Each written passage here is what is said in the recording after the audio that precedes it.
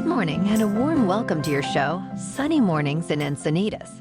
We're the daily podcast that gets you started on the right foot and always with a positive vibe.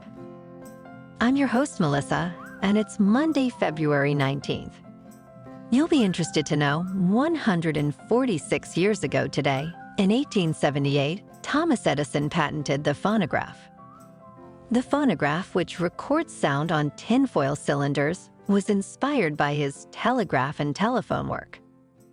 Initially a novelty, it evolved with improvements like wax cylinders and floating stylus, mainly used by experts. The Edison-speaking phonograph company was formed in 1878. Later, Edison's company introduced more user-friendly models, expanding its use in entertainment and business, maintaining relevance despite emerging competing formats. Now that I feel like I've learned something, let's check out the weather in the Encinitas area. This morning, it's mostly cloudy skies and 55 degrees, with just about no wind. The sunset will take place at 5:37 p.m., and it will rise again tomorrow at 6:26 a.m. It looks like we're in for a slight chance of showers today, but mostly cloudy with a high near 61, and southeast wind 5 to 15 miles per hour. Chance of precipitation is 20%. Tonight, a slight chance of showers. Cloudy with a low around 57 and wind around 5 miles per hour. Chance of precipitation is 30%. In the surf report, expect a solid west swell refresh on Tuesday, slightly larger than Sunday. Monday's conditions seem challenging, but Tuesday looks more promising with sizable surf, shorter intervals, and more westerly direction. Expect sizable leftovers and onshore wind on Wednesday, then smaller, cleaner conditions by Friday. Monday in Encinitas and North County, it's looking good and clean at 4 to 6 feet, anytime before 7 a.m., with a 4-foot outgoing high tide. After that, it's not looking rideable. Best time to ride will be around 5 a.m. Air temps for the morning surf are around 55 degrees. The first high tide Monday will be 5 feet just after 5:30 a.m., with a -half-foot low tide just after 1 p.m. The nearshore buoy at Scripps in La Jolla reads 59 degrees for the water temperature. Looking ahead in the weather, we'll see cloudy skies and showers on Tuesday, with highs around 60 degrees and a south wind of 5 to 10 miles per hour. Tuesday night brings a higher chance of rain and thunderstorms, especially after 10 p.m., with lows near 56 and stronger wind. Wednesday will be partly sunny with a continued chance of morning rain and thunderstorms. The nights leading into Thursday and Friday will be mostly cloudy with lows around 52. Friday promises to become mostly sunny with a slight increase in temperature, reaching near 62 degrees. Bonjour, food enthusiasts. This podcast is brought to you by Versailles Cafe and Pastries in Encinitas. Nestled on El Camino Real South, just north of Encinitas Boulevard, this cafe is a haven for culinary delights. Indulge in their amazing Eggs Benedict or their gluten-free crepes. You can grab a panini for lunch or just breeze on through to get your morning coffee.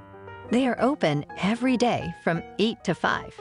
So stop on by and don't forget to tell them Sunny Morning sent you.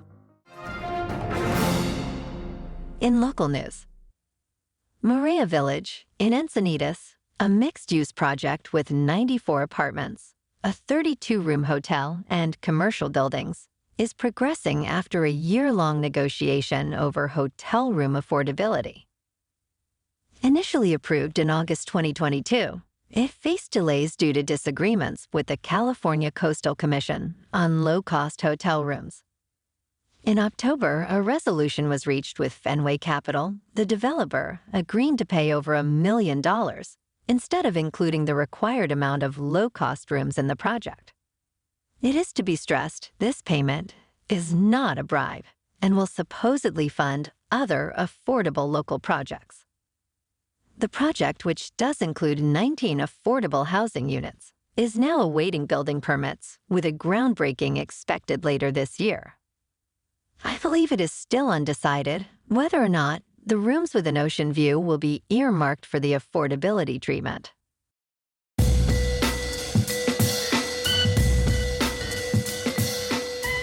Now on to sports. The Oakland Athletics' potential relocation to Las Vegas is now shrouded in uncertainty. ESPN reporter Jeff Passan, appearing on Pardon the Interruption, highlighted widespread doubts about the move's feasibility, citing the Athletics' history of organizational mishaps. Critically, even Las Vegas mayor has expressed skepticism. The A's, known for their less-than-stellar management, have struggled with simple tasks, raising questions about their capacity to manage such a significant relocation. This skepticism is rooted in a series of blunders, including a poorly received farewell gift to Miguel Cabrera and subpar concession stand offerings, reflecting broader issues in fan engagement and operational confidence. The complexity of relocating a major sports team adds to the challenge, making the successful execution of this move appear increasingly uncertain. In other sports news, the NBA All-Star Game was last night. The East beat the West 211 to 186. The Lakers and Clippers get back to it on Thursday. Last night in hockey, the Kings were on the road and beat the Penguins 2-1. Tonight, the Ducks are on the road to take on the Sabres.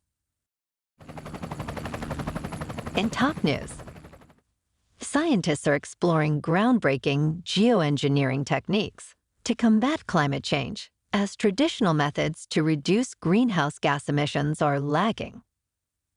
These methods include spraying saltwater into clouds, injecting reflective particles into the sky, and altering ocean chemistry. These once taboo approaches, now receiving funding and attention, aim to reflect sunlight away from Earth or absorb atmospheric CO2. For example, a project off Australia's coast seeks to brighten clouds in order to cool the Great Barrier Reef's waters, while in Israel, reflective particles are being tested to cool the atmosphere. In Massachusetts, researchers plan to reduce ocean acidity and absorb CO2 by adding sodium hydroxide to seawater.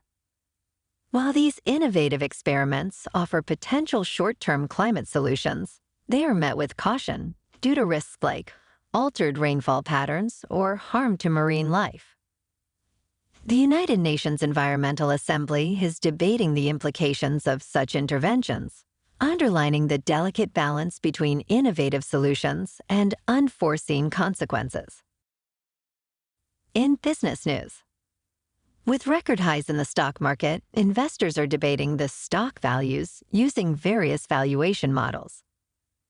The S&P 500's recent performance raises questions about overvaluation. Models like the price-to-earnings ratio, which is currently above its 10-year average, suggest stocks may be expensive. Other metrics like the price-to-book ratio and the equity risk premium also indicate high valuations. The price-to-earnings growth ratio and the cyclically adjusted price-to-earnings ratio provide further insights. These models, combined with economic conditions and company health, help investors gauge market status. Notably, tech stocks like NVIDIA show high valuations, reflecting their growth potential. Overall, these indicators suggest a cautious approach in a market that might be reaching inflated levels. And speaking of inflated, in crypto movement, Bitcoin is currently just over $52,000. Ethereum is nearing $3,000, and Solana is $112. Moving on to a more local vibe. In our community spotlight on health and wellness, we are working with a national Pilates studio to bring you some free classes, so listen up. Check out Club Pilates, with several locations in the San Diego area. Pilates presents a comprehensive wellness approach, cultivating strength, reducing tension, and elevating mental well-being. Scientific research affirms its benefits. So now you can check out Club Pilates for a free class, with locations in Encinitas, Solana Beach, Oceanside, La Jolla, and more. Just be sure to tell them Sunny Mornings sent you by. And now, back to the show. Let's talk tech. Chinese automaker BYD is exploring Mexico as a potential base for exporting cars to the U.S. This move aims to bypass hefty U.S. tariffs on Chinese-made vehicles. BYD's consideration of factory locations in Mexico aligns with a broader trend of Chinese car industry expansion into North America. If executed, this strategy would allow BYD to leverage Mexico's lower labor costs and favorable trade agreements under the U.S.-Mexico-Canada deal. The move reflects China's growing presence in the global electric vehicle market and poses a competitive challenge to U.S. and other international automakers. Despite potential political risks, this strategic shift illustrates the dynamic and increasingly global nature of the EV industry.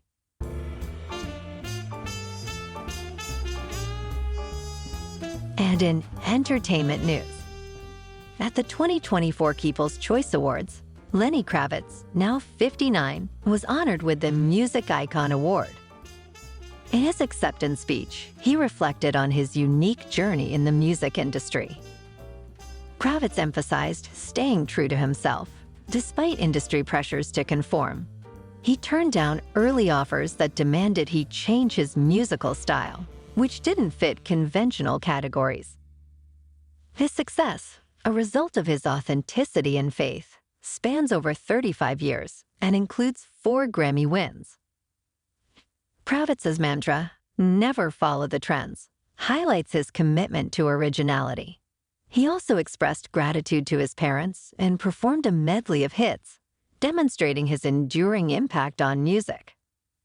This recognition comes shortly after his nomination for the 2024 Rock and Roll Hall of Fame, solidifying his status as a true icon in the music world. Well, alrighty, folks, it's time for the quote of the day. And today, our quote comes from Lenny himself. The legendary frontman said, "I am not trying to change the world. I am just offering my gift that God gave me. And if somebody is moved by it, that's beautiful." And that's a wrap for this morning. Remember to stay tuned tomorrow for more news and updates. Have an amazing day, my good friends.